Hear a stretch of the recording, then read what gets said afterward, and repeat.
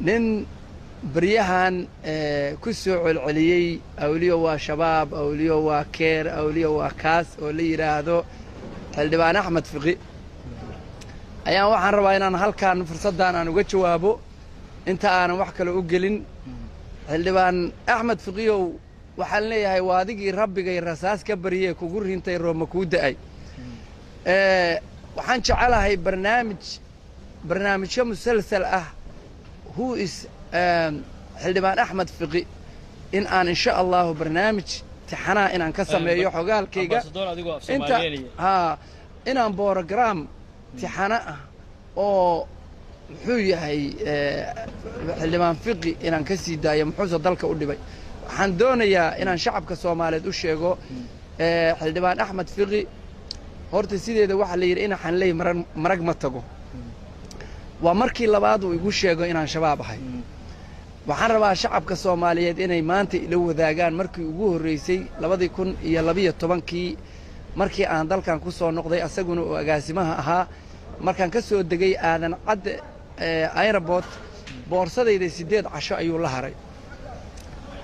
wuu jeexay waa jeclaan lahaa in aad maaragtay ku dhax qabatiin si aan shacabka Soomaaliyeed u tuso waxaan uga keenay London maadaama aan nin qoraa ahay in aan maalin maalmaha kamid ah waxaan la sugaya maantoo kale in ay fursadeedu imaanayso waxa laga yaabaa qofka caadiga iyo qofka qoraaga ah inuu san maaragtay isku mid ahayn oo qofka qoraaga ah waxa uu historical uu iska dhigto wax 10 sano 20 sano asagoo rajeynaya maalmaha kamid inay qiimo yeelato inta aan madaxweyne Sheekh Shariif Sheekh Axmed uusan ii magacaabin safiirnimada Ateeno ayuu ayaan waxaan soo degay halkan 2012kii ayaa waxaan ka soo degay aadan cad airport boorsadeydii ayuu la haray 8 casho ayuu haystay photo masawiro oo baasaboorka kuwa ah ayuu ka bixiyay wuxuu ii sameeyay baasaboor Afghanistan ah baasaboorkii Afghanistan ka ahaa ayuu waxa weeye wuxuu u gudbiyay Nairobi waliba European Unionka sidaad ula socotiin European Unionku xilalka way qoonteystaan midowga Europe saddexdii bilood ba nabad sugidooda ama ciidanka ama dadka la yiraahdo intelligence-ga waxa ay saddexdii bilood ba dawlad baa haysa waqtiga waxa ay Talyaaniga nin la yiraahdo Giuliano oo aan markaas aad isku naqaanay oo waad la socotiin 2008 waxa bilowday dagaalkii ahlu sunna wal jamaa iyo shabaabka xiriir badan baan anigu markaa iyaga la lahaayo waxa jiray dhalinyaro badan oo Yurubta ka timid oo Ameerika ka timid oo gobolada dhexe aan markaas waxa weeye aan shaqays weydaarsi ahlu sunna wal jamaa inta qabato qofkii ilaa hadaad qabato lama dileeyay lama in la dilo diintu ma ogolee dib loo celinayay ayaa jirtay Giuliano wuxuu ku jiray dad badan oo maaragtay wiilal Sweden ka yimid kuwa Norway ka yimid kuwa Ameerika ka yimid oo waqtigiisii aan celiyay oo asaga u dhiibnay baa jiray baasaboorkii ayuu helay oo Afghanistan oo aniga masawirkay ku yaalo Axmed Fiqi uu sameeyay oo waxa weeye intuu masawiradeedii boorsada jeexay ayuu baasaboor Afghanistan ayuu ii sameeyay oo fake ah oo bug ah Giuliano markuu arrintii arkay wuxuu u tagay ciidanka nabad sugidda hadda nin ku jira oo waliba Cornel inuu yahay aan jeclo Abbas la yiraahdo oo UN Ombos Somali Political Office waqtiga la shaqeynayay nin la yiraahdo ku xigeenka Mahiga Ingrid ninka la yiraahdo ka hooseeyay Abbas ayaa loo geeyay oo hadda habar qadiijo jooga waliba qaybta dibadaha ayuu ka tirsan yahay Abbas ma taqaanaa baa la yiri baas ninkan Giuliano marka aniga waa yaqaanaa laakiin wuxuu rabaa sidii iigu soo gudbin lahaa meeshii ugu dambeysay macluumaad حسن فرماجو أو مركز نيروبي كسقنابه أوكانه صاحبكي حسن فرماجو حمد عبد الله فرماجو ولا الكيس أو نيروبي كسقنابه لوكاني وحي أوكانن صاحبكي أو مركز سلي شوقي وحلي رنيكي أولياء والراذين يا باسبور كان أفغانستان كان لقاه يوروبيان يونيون كانن أيجو قيل دانا يسوون وحلي يربين لونين نتي ندير بمروق قبصدا Giuliano nasiib wanaag dawataan ku sheego oo xiriir wada shaqeyneed oo dhinaca ku saabsanaa ahlu sunna wal jamaa iyo European Unionka qofkii ku yimaada baa naga dhixiyay baasboor taleefankiisaan hayay taleefankii baan waxay iska daayaan in markii la soo wargeliyay Juliana waa la sheegay waan u sheegay waxa la soo inform gareeyay markaas oo la yiri Juliana erayadu adeegsaday waxa kamida Maxamed Xuseen Abuukar awliyo oo al-shabaab wuxuu la mid yahay Barack Obama oo al-shabaab hali mana dhacayso in waxa weeye kaamana yeelayna wixii ku dhacan adaa ka masuula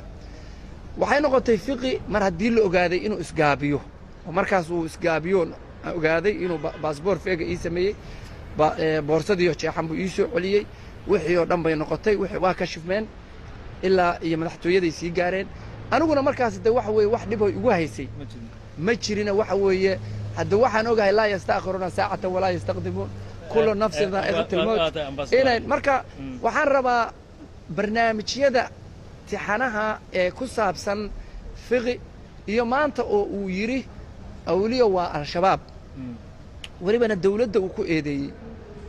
waxaan rabaa inaan shacabka Soomaaliyeed u sheego meediyu ka yiri facebookiisu ku soo qoray ilmo yar buu inta adeejiyay ayuu yiri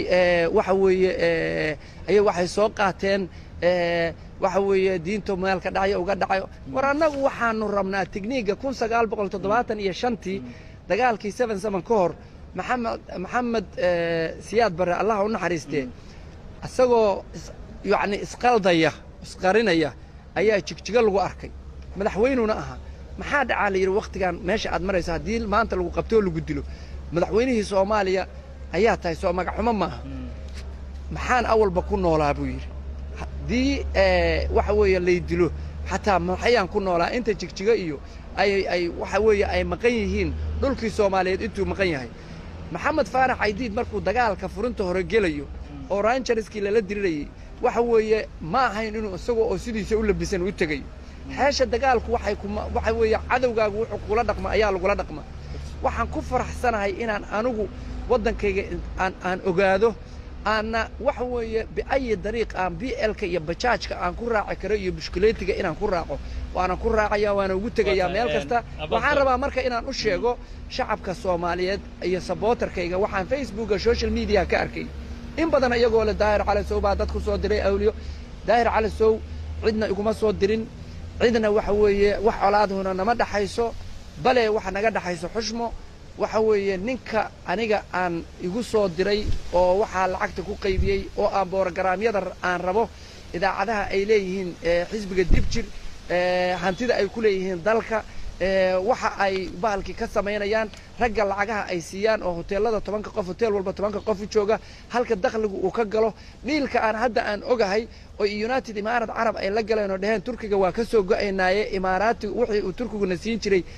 nasiya waxaasoo dhan boorgaraamyo dambaan uga hadlaynaa waxaan rabaa inaan shacabkayga iyo supporterkayga u sheego ma aha daahir cali sow waa fiqi iyo saaxiibadiis waa dibjir iyo waxa weeye dib u socod labada xisbi oo aan leeyahay dibjiriyo maxay dib u socod rabaan dibjiriyo maxay dib u socod rabaan waxaan jeclaan lahaa ateeno inaan ku soo qatimo